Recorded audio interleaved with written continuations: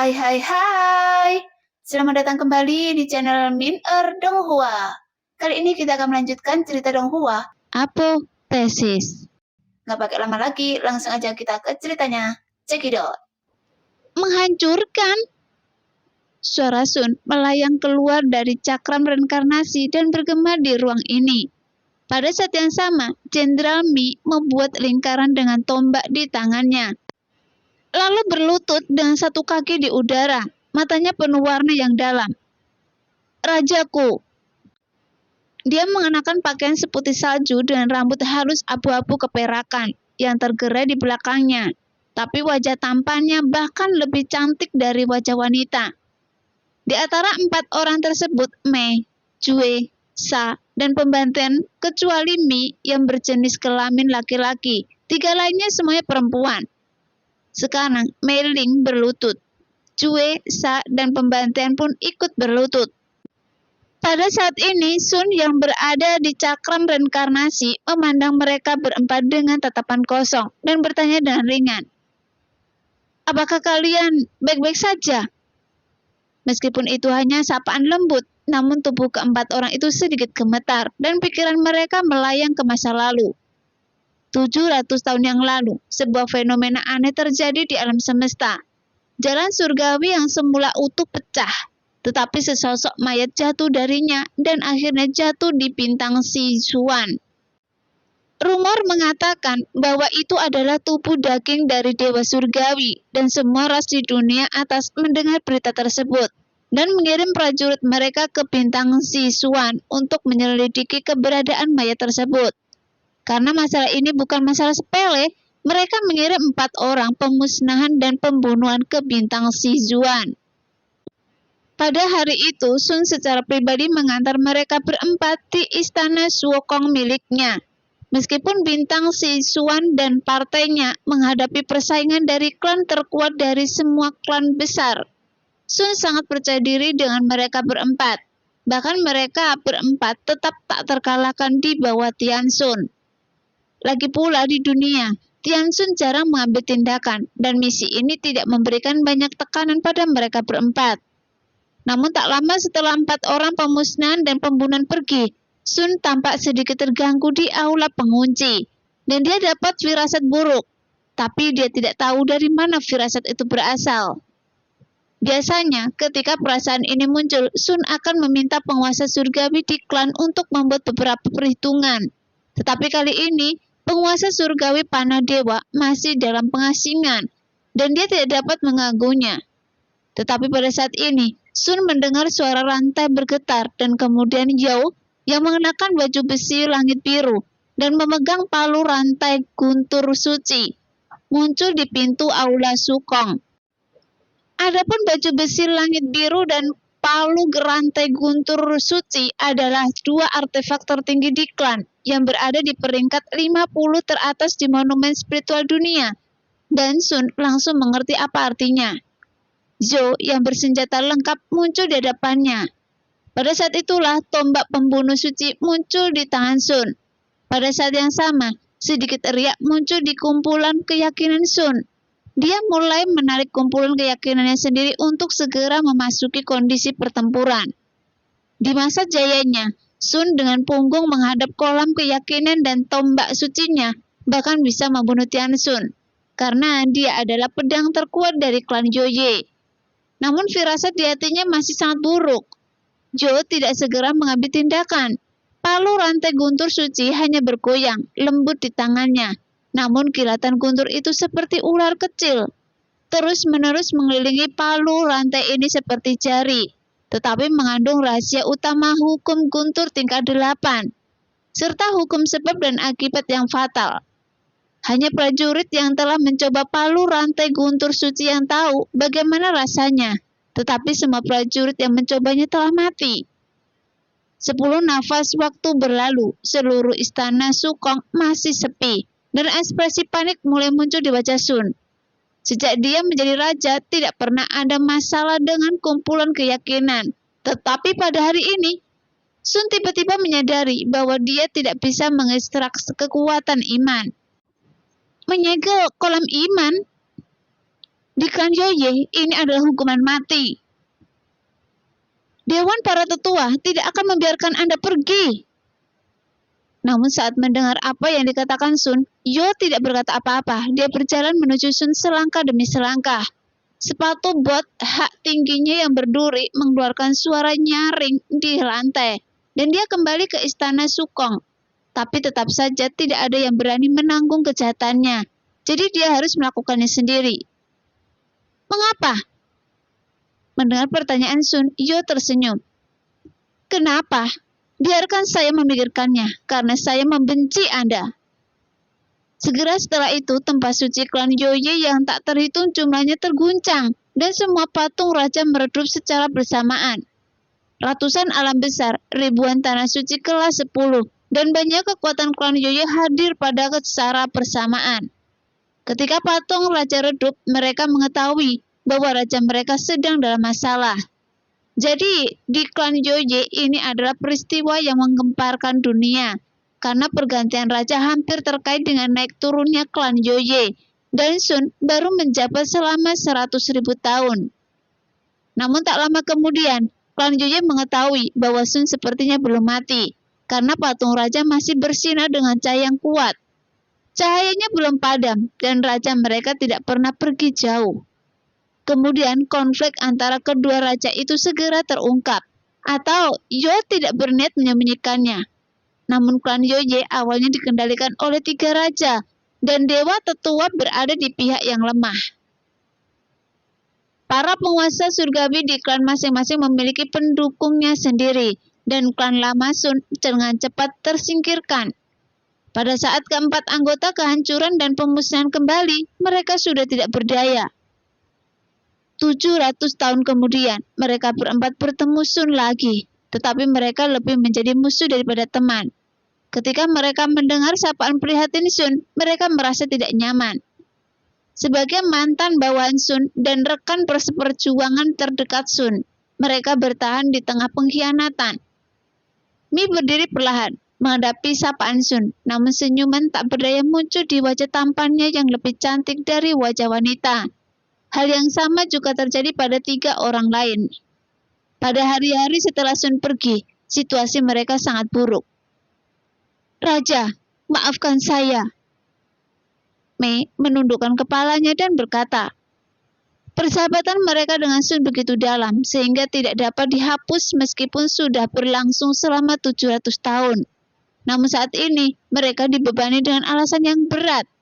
Jika mereka terlalu ragu-ragu, semua orang di klannya akan mati. Tidak masalah. Sun menghela nafas pelan. Dia secara alami tahu bahwa karena keempat orang ini bersedia datang untuk memburunya, pasti ada sesuatu yang tidak dapat diungkapkan. Lagi pula, Yo adalah raja yang bertanggung jawab atas hukuman, dan Sun juga sangat paham dengan metode dalam hal ini. Mungkin sulit untuk membuat 4 orang pembunuhan dan pemusnahan tunduk kepada Yo, tetapi sulit untuk mengatakan apakah metode lain digunakan. Pada saat yang sama, mata Lo Sheng sedikit berngembun, dan cakram reinkarnasi dimulai lagi. Setelah Mei membungkuk, gelombang tak terlihat muncul di tombak di tangannya. Lo Sheng telah melihat gelombang ini beberapa kali, bahkan jika Sun mengandalkan tubuh roh pedang yang lemah untuk melepaskannya. Kekuatan tebusnya sangat menakutkan. Bagaimanapun, ini adalah teknik tertinggi klan Yoye, penembakan tak terlihat dan tidak disengaja. Dan ini juga merupakan teknik menembak yang menjadi spesialisasi Raja Pembantaian. Saat Sun mengajarkan rangkaian keahlian menembak ini kepada Mei, itu juga disetujui oleh Dewan Tetua. Dengan budidaya Mei saat ini, tombak ini puluhan ribu kali lebih kuat dari yang pernah dilihat Lo Sheng sebelumnya, sehingga gelombang tak kasat mata itu melintasi ruang dan menembus permukaan cakram reinkarnasi. Meledak dengan suara yang sangat besar, meskipun cakram reinkarnasi tidak rusak, tetapi ada depresi yang jelas terlihat di permukaan. Pada saat yang sama, Cue, Sa, dan Mei mengejar cakram samsara dari belakang, dan kekuatan yang kuat terus-menerus dikerahkan untuk memberbadai cakram reinkarnasi. Tuar! Di bawah suara ledakan terus-menerus, alis Lo Sheng berkerut. namun dia tidak mengatakan sepatah kata pun. Dia hanya berkonsentrasi mengendalikan cakram reinkarnasi dan terbang jauh di dunia yang luas. Sementara 4 orang kepunahan dan pembunuhan mengejarnya, tetapi metode mereka semakin ganas dan semakin kejam setiap saat. Di ruang dunia yang tak berujung, di bawah pengejaran yang sangat sengit ini, retakan mulai muncul di permukaan cakram reinkarnasi. Kemudian pola dewa di sekitar loseng meledak satu demi satu. Orang-orang ini sangat kuat, sehingga cakram reinkarnasi tidak dapat menghentikan kehancuran seperti itu. Senyuman masam muncul di wajah Lian Sensi. Saya kira itu tidak akan bertahan lama sebelum senjata ajaib luar angkasa ini akan hancur. Dari itu, wajah Ming Su penuh kegugupan, dan dia tidak berani bersuara. Perannya sekarang bisa dikatakan minimal, dan dia hanya bisa diam agar tidak menimbulkan masalah pada Loseng dan yang lainnya. "Keluarkan saya," kata Sun tiba-tiba. "Tidak." Loseng segera menggelengkan kepalanya dan menolak. Sekarang jiwa Sun telah pulih hingga 60% dan tubuh roh pedang juga telah meningkat pesat di alam transformasi, seperti penguasa istana Sen. Tetapi menghadapi keberadaan yang melampaui penguasa alam biasa, Sun tidak dapat berdiri satu putaran pun di depan mereka. "Kolam iman belum disegel, saya dapat memblokirnya untuk sementara waktu." Setelah mengatakan itu, Sun mengambil inisiatif untuk mengaktifkan beberapa pola dewa di sekitar loseng. Kemudian memegang tombak darah kuno Hanmei. Dia tiba-tiba muncul di luar cakram reinkarnasi. Ketika Sun baru saja meninggalkan cakram reinkarnasi, paku yang dipadatkan oleh kekuatan iman segera terbuka, membentuk sepasang sayap besar di tombaknya. Kemudian dia berhenti di depan Mei. Ketika Mei melihat Sun, ada sedikit kelembutan di matanya, dan tombak yang awalnya direncanakan untuk ditusukkan ditarik kembali pada saat itu. Meskipun sebelumnya keempat orang ini menyerang cakram reinkarnasi dengan ganas, tapi setelah kemunculan Sun, mereka berhenti secara bersamaan. Pada saat ini, Sun dengan lembut melambaikan sayap yang terbuat dari paku, perlahan berdiri di belakang cakram reinkarnasi, dan memandang 4 orang di depannya dengan tenang. "Kenapa? Mengapa Anda tidak melakukan apa-apa?" Mendengar kata-kata Sun, mereka berempat terdiam. Jelas mereka berempat juga mengalami penderitaan yang berat saat mengejar. Bahkan kontradiksi di hati mereka seperti menusuk yang tajam, dipaku dalam-dalam di hati mereka. Dalam proses pengejaran sepanjang jalan, keempatnya penuh dengan kontradiksi, tetapi cakram besar reinkarnasi adalah penyangga. Setelah menghancurkan cakram reinkarnasi ini, lalu apa? Akankah mereka benar-benar akan membunuh Sun? Pada saat ini, keempat anggota pemusnahan dan pembunuhan saling memandang. Mata mereka menunjukkan kesedihan di mata mereka. Bahkan Sun memahami sorot mata mereka, dan dia juga memahami situasi mereka dengan sangat baik. Dengan sedikit ayunan tombak di tangannya, senyuman tipis muncul di wajahnya, dan dalam senyuman ini ada bekas tatapan kematian. "Siapa yang datang?" Namun tidak ada yang bergerak. Meskipun Sun dapat mengekstraksi kekuatan keyakinan, wujud Sun saat ini tidak cukup untuk melawan mereka. Dengan kekuatan mereka, mereka dapat membunuh Sun dalam sekejap. Tapi tubuh keempat orang itu kaku seperti patung, mengikuti di belakang cakram reinkarnasi dan terbang menjauh. Tapi tidak ada yang bergegas ke depan. Meskipun cakram reinkarnasi terbang melintasi langit berbintang, tetapi kedua belah pihak berada dalam jalan buntu yang aneh. Pada saat ini, tawa seperti lonceng perak terdengar lagi di dunia, dan itu adalah suara hijau. "Jika Anda belum mengambil tindakan, saya akan melakukan hukuman malam abadi yang sudah lama tidak digunakan." Saat suara Yo terdengar, ekspresi keempat orang itu tiba-tiba menjadi gelap. Bagaimanapun hukuman malam abadi adalah salah satu hukuman paling kejam di antara klan Yoye. Jika Yo menggunakan hukuman malam abadi, maka klan mereka akan mengalami siksaan yang paling menyakitkan dan mati.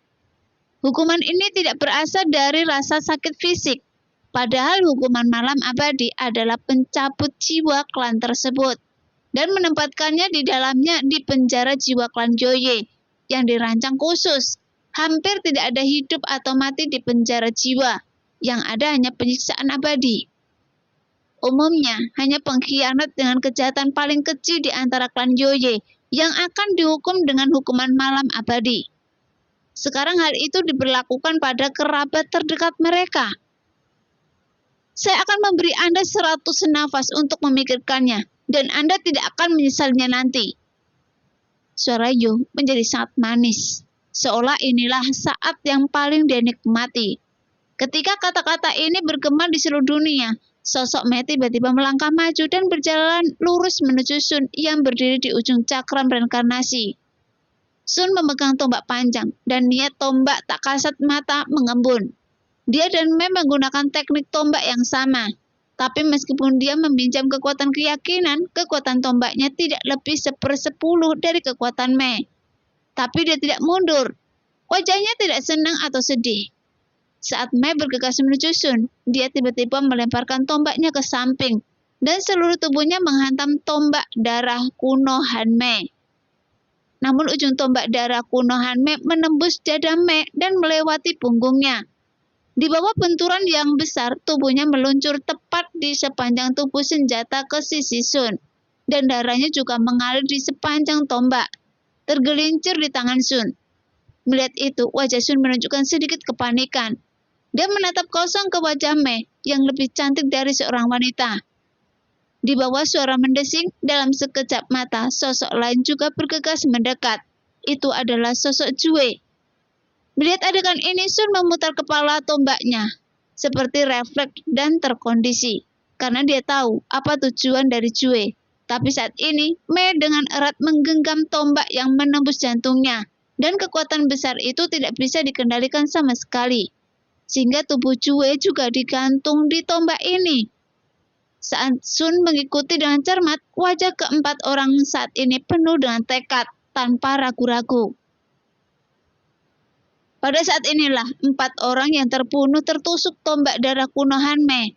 Melihat itu, mulut Sun sedikit terbuka, dan dia memandang dengan bodohnya ke arah pembunuhan 4 orang yang tertusuk tombak. Tapi dia tidak bisa mengucapkan sepatah kata pun. Pada saat ini, Mei melepaskan tubuh tombak darah kuno Han Mei. Dengan senyum sedih di wajahnya, dia menatap Sun dan berkata dengan sedikit kesedihan, "Rajaku, tidak. Saya bisa memanggil nama Anda secara langsung." Mendengar itu, Sun mengangguk kosong. "Sun, saya sebenarnya..." Jejak rona merah muncul di wajah lembut Mei saat ini, namun dia ragu-ragu untuk waktu yang lama, tapi tidak mengatakan apapun. "Mei, Anda menyukai raja?" Jue yang berada di belakang Mei mengatakannya terlebih dahulu. Meskipun Raja klan Zhou Ye menyendiri, dia tidak diperbolehkan menikah dengan anggota klannya, karena jabatan raja tidak boleh diturunkan. Jika satu generasi raja mati, mereka akan dipilih di antara klan, dan hanya prajurit kuno paling murni dari klan Yoye yang akan dipilih. Hanya dengan begitu, dia dapat dipilih sebagai raja klan Yoye. Sun mengangguk kosong lagi. "Saya mengerti. Masih ingat Nantian Ferry? Saat itu, kita baru saja menerobos alam hidup dan mati, dan kita sedang berlatih di Nantian Ferry. Saya meletakkan barang-barang yang sangat menarik di sana. Jika raja bisa sampai di sana dan menemukannya, saya harap raja saya bisa kembali ke tahta lagi." Setelah 4 orang pemusnahan dan pembunuhan selesai berbicara, suara lembut teredam keluar dari tubuh mereka, karena dunia di dalam tubuh dihancurkan secara paksa oleh mereka. Dunia batin di alam mereka sudah sangat kaya. Ada juga ribuan makhluk di dalamnya, dan bahkan ada orang-orang kuat di alam hidup dan mati serta alam laut dewa. Namun di dunia di dalam tubuh telah hancur, seperti jalan surga di alam semesta runtuh, dan segala sesuatu menjadi punah. Orang-orang kuat di alam hidup dan mati, orang-orang kuat di alam laut dewa, serta berbagai makhluk ganas binatang buas, dan ribuan makhluk hidup juga punah secara bersamaan, karena tidak ada ruang untuk perlawanan, dan inilah hukum dunia batin. Pada saat dunia di dalam tubuh runtuh, 4 orang yang bertugas untuk membunuh dan memusnahkan tidak lagi memiliki kehidupan di dalamnya. Sun melepaskan tombak darah kuno Hanmei di tangannya dan mundur beberapa langkah dengan pandangan kosong. Mereka berempat masih mempertahankan postur berdiri, tidak bisa menutup mata sendiri-sendiri, sehingga perasaan tidak berdaya muncul di hati Sun, dan kemudian dia berlutut di tangan dengan suara pop. Setelah beberapa saat, Loseng, Ming Sui, dan Lian Sensi mendengar lolongan keras, seolah-olah itu adalah lolongan macan tutul betina yang marah, yang baru saja kehilangan putranya yang masih kecil. Loseng mundur dari pola dewa yang berantakan, tanpa ada yang mengejarnya. Loseng membiarkan cakram reinkarnasi terbang bebas di dunia. Dia melihat Sun duduk sendirian di atasnya, dan di bawah tombak darah kuno Hanmei yang berdiri di sampingnya, ada 4 orang yang kuat yang tewas. Salah satu dari 4 orang ini memiliki kekuatan untuk mengendalikan dunia, dan bahkan lebih kuat dari penguasa dunia pada umumnya. Loseng melayang dengan lembut dan berdiri diam di belakang Sun. Bagaimanapun, Sun adalah roh pedangnya, dan dia dan Sun awalnya terhubung. Meskipun Loseng berdiri di belakang Sun dan dia tidak melihat wajahnya yang sedih, tapi dia bisa merasakan sakitnya. Keempat orang ini mungkin sedang menghadapi situasi kematian tertentu, dan mereka telah membuat rencana ini di dalam hati mereka, bahwa mereka tidak mau membunuh raja mereka. Namun jika mereka tidak mematuhi keinginan Yo, mereka harus menyaksikan istri, anak, kerabat, dan klan mereka terjerumus ke dalam hukuman alam abadi, dan mereka tidak mau melakukannya. Jadi di tengah konflik ini, mereka hanya bisa memilih cara ini dan mati di bawah senjata Sun. Hanya bunuh diri dengan cara inilah yang tidak dianggap melanggar kemauan Yo. Sun, bangun! Tiba-tiba, Loseng berkata, namun Sun tidak bergerak sedikit pun.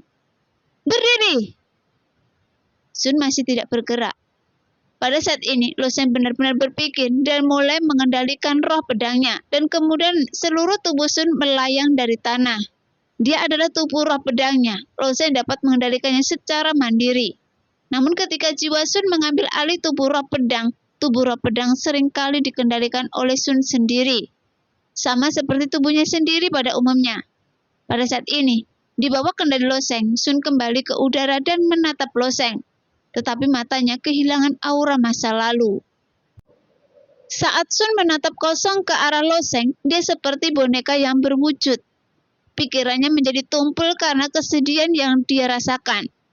Melihat Sun seperti ini, mata Loseng berkilat kasihan, dan dengan pikiran, dia mengendalikan tubuh roh pedang ringannya dan membawanya ke dalam pelukannya. Sun menurunkan tangannya, masih tidak bergerak. Yo sangat senang melihat pemandangan ini, entah mereka berempat mati atau Sun yang mati. Saya pasti akan membantu Anda untuk membunuh Yo. Loseng tidak mengucapkan kata-kata ini, pikiran ini terus mengalir dalam hatinya. Terima kasih. Pada saat ini, Sun tiba-tiba berkata, apa? Loseng tercengang. Jejak warna kembali ke mata Sun yang kebingungan. Dia dan Loseng terhubung. Saat pikiran Loseng mengalir, dia bisa merasakan tekad di hati Loseng. Saya tidak akan berkompromi. Perempuan jalang itu, biarkan saya yang membunuhnya, kata Sun lembut. Meskipun dia patah hati karena kematian 4 orang ini, tapi Sunai telah berubah dari jiwa yang tersisa menjadi seperti sekarang, dan obsesinya tidak hancur begitu saja. Melihat Sun telah mendapatkan kembali warnanya, sudut mulut Loseng sedikit terangkat. Kemudian dia terus bertanya, siapa perempuan jalang itu? Yo, saya ingin membunuh Yo jalang ini dengan tangan saya sendiri. Suara Sun menjadi sedikit lebih keras, dan ada tanda-tanda niat pembunuhan di matanya. Loseng terus menyemangati. Lebih keras. Saya akan membunuhmu, Yo. Sun hampir teriak. Suaranya awalnya sangat pelan, tapi teriakannya sangat tinggi dan penuh, seperti raungan seorang gadis muda. Saat ini, warna-warnanya menjadi semakin kuat dan niat untuk membunuh menjadi semakin kuat. Loseng tiba-tiba mengarahkan jarinya, menghadap bintang-bintang di langit dan seluruh alam semesta. Kemudian dia melanjutkan. Tidak dapat mendengarnya. Mereka tidak dapat mendengarnya. Anda harus lebih keras. Sun hanya bisa terus memperkuat suaranya, tetapi Loseng mengulurkan jarinya dan menekannya di antara bibirnya dengan sedikit senyuman. Sudah ada token mengaum di tangannya, dan token mengaum telah diam-diam diaktifkan oleh Loseng. Sekarang, biarkan mereka semua mendengar. Tubuh Sun menegang, dadanya sedikit menyusut, dan dia meraung ke arah token mengaum. Sejak saat itu, teriakan bernada tinggi dan penuh bergema di seluruh dunia, yang merupakan deklarasi yang bergema di seluruh dunia. Zhou, saya pasti akan membunuhmu. Teriakan keras ini tiba-tiba meledak di telinga triliunan makhluk di dunia yang membuat takut banyak makhluk, dan bahkan menyebabkan beberapa binatang buas dengan kecerdasan tidak beradab menjadi panik dan gelisah. Menyebabkan beberapa perkelahian. Setelah beberapa saat, suara Yo terdengar lagi. Bunuh saya. Sun, menurut Anda apakah keempat prajurit Anda yang mati mengorbankan diri untuk Anda? Dan Anda bisa duduk dan bersantai?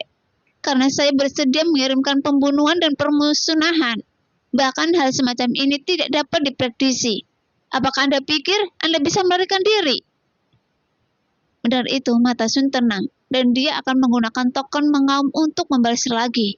Tapi pada saat ini, Loseng berhasil merebut token mengaum dari tangan Sun. Jalang jelek, apakah Anda masih mengingat saya? Loseng tersenyum tipis pada token mengaum. Anda, tentu saja saya ingat semut kecil di sebelah Sun itu. Jawab Yo. Anda ingin membunuh saya beberapa kali di alam bawah. Apakah Anda masih ingin membunuh saya sekarang? Loseng terus bertanya. Anda hanya seekor semut yang tidak penting. Hanya setelah menemukan jejak jiwa Sun, barulah Anda memiliki kesempatan untuk naik ke alam dewa. Sekarang Sun akan mati. Anda juga akan mati. Kata Yo ringan. Faktanya, kecepatan kemajuan Loseng memang membuat Yo merasakan sedikit bahaya. Dia belum pernah melihat Loseng, tetapi seperti yang dikatakan Sun, Loseng memiliki takdir untuk berjuang demi dunia yang hebat dan menjadi kesayangan era ini. Dan Loseng benar-benar merupakan ancaman baginya. Bagaimana jika saya tidak mati? Loseng tiba-tiba bertanya. Sebelum Yo bisa menjawab, Loseng segera mengaktifkan token mengaum lagi. Kalau begitu, Anda mengakui bahwa Anda memang menyebalkan. Anda? Loseng memanggilnya menyebalkan pada awalnya. Dia sedikit marah, tetapi karena sikap raja, dia tidak peduli dengan nama junior yang menghina. Tapi suara token mengaum akan ditertutupi, dan token mengaum Loseng hampir tak terbatas. Jadi sebelum Yo dapat berbicara, Loseng melanjutkan. Saya lupa, Anda tidak perlu mengakui masalah ini. Anda awalnya adalah seorang jalang, kemudian menjadi raja klan Yoye Jalang. Mendengar itu, Sun di samping tiba-tiba tertawa. Bahkan Mingsu yang berada di cakram reinkarnasi mau tidak mau menutup mulutnya dan tertawa. Dia sudah tahu bahwa Loseng menggunakan token mengaum di urat mineral tanah suci Lingwu, dan orang yang menghitung adalah Loseng. Dan ini adalah pertama kalinya dia melihat Loseng menggunakan token mengaum. Mingsu masih ingat apa yang ditanyakan Loseng saat itu. Dia sedang mencari seorang wanita bernama Loyan, tapi dia tidak tahu apakah dia menemukannya. Mingsu dan Sun jelas bukan satu-satunya merasa geli. Prajurit dari banyak ras di dunia tidak bisa menahan tawa ketika mereka mendengar ini, dan itu adalah raja dari klan Yoye. Dan dia begitu tersingkir oleh Loseng. Dia tidak tahu di mana wajah raja klan Yoye ditempatkan. Faktanya, bahkan para pejuang di klan Yoye pun memiliki banyak ekspresi tawa. Meskipun Yo adalah raja paling mulia dari klan Yoye dan totem kepercayaan mereka, ada juga faksi dalam klan Yoye. Masing-masing dari ketiga raja tersebut memiliki pendukungnya sendiri. Belum lagi jumlahnya masih cukup banyak anggota klan Yoye yang tidak tahan dengan situasi saat ini, terutama sekelompok orang tua yang dipimpin oleh Dewan Tetua. Bagaimanapun, pemerintahan tiga raja adalah aturan yang ditetapkan setelah kelahiran klan Yoye. Raja kehidupan saat ini berada dalam keadaan diam, dan Yo ingin membunuh Sun di masa depan. Meskipun orang-orang tua dewa tetua telah mengkritik situasi secara pribadi, mereka hanya berani marah, tetapi tidak berani bersuara. Namun orang-orang tua ini bukanlah lampu hemat bahan bakar untuk bangkit kembali. Sekarang ketika mereka mendengar bahwa seseorang lelaki kecil dari ras manusia telah memperlakukan Yo, bukan saja mereka tidak marah karenanya, tetapi mereka juga merasa sangat bahagia di dalam hati mereka. Seolah-olah mereka sedang melampiaskan keluhan mereka yang sudah lama ada. Hei, si kecil ini cukup berani. Tapi Yo sudah mengunci Sun. Saya khawatir si kecil ini cepat atau lambat akan mati. Saya tidak tahu dari mana dia mendapat keberanian ini. Jangan meremehkan siapapun. Orang yang pemberani belum tentu gegabah. Mungkin dia benar-benar memiliki sesuatu untuk diandalkan. Omong-omong, suara laki kecil ini sepertinya persis sama dengan suara pemuda misterius yang memarahi Ling Huo Tianxun dan si Xue Tianxun lebih dari setahun yang lalu. Jadi perintahnya yang mengaum. Bagaimana mungkin orang-orang berkuasa itu tidak memikirkan masalah yang dipikirkan Meng Xue? Lebih dari setahun yang lalu, seorang pemuda misterius muncul. Perintah mengaum di tangannya sepertinya gratis. Dia tidak hanya mengutuk Ling Huo Tianxun, tetapi juga menggunakannya untuk menghitung angka, dan kemudian mengobrol dengan gadis misterius itu. Untuk gadis misterius itu, asal-usulnya tidak diketahui selama bertahun-tahun. Setelah lebih dari setahun, gadis misterius itu tenggelam, dan pemuda misterius itu sepertinya menghilang. Kemudian suara Sun tiba-tiba bergema di seluruh dunia, dan segera setelah itu suara pemuda misterius terdengar lagi. Jadi tidak peduli betapa bodohnya Anda dapat menyimpulkan bahwa pemuda misterius itu tidak diragukan lagi adalah pemuda yang sedang bicara sekarang. Perintah mengaum Sun juga harus dibuat oleh pemuda misterius ini. Hei, nak, dari mana datangnya begitu banyak token mengaum di tangan Anda? Benar saja, saat ini Tianxun mengajukan pertanyaan kepada Lo Sheng melalui token mengaum. Namun Lo Sheng tidak takut sama sekali. Dia telah memprovokasi Yo, dan dia tidak takut memprovokasi penguasa surgawi lainnya. Melihat Lo Sheng tidak menanggapinya, Tianxun ini sedikit kesal ketika Lo Sheng mencekiknya. Wah, tahukah Anda dengan siapa Anda berbicara? Tianxun, benar. Lalu apa? Lo Sheng menjawab. Sekarang Anda tahu apakah Anda tidak takut mati? Saya juga dapat menemukan Anda melalui klan Yoye. Cibir Tianxun itu. Mendengar ini, Lo Sheng mengaktifkan token mengaum lagi, tetapi berkata dengan arogan. Karena saya dapat memblokir pengejaran Raja Hukuman dari klan Yoye. Tidak masalah memiliki satu lagi Dewa Surgawi, dan itu tidak akan membawa tekanan yang lebih besar untuk saya. Jadi kenapa saya harus takut?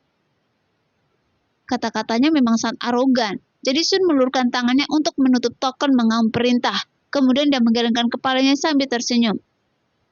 Oke, saya baik-baik saja. Tapi dia tahu bahwa niat baik Lo Sheng hanya untuk dirinya sendiri.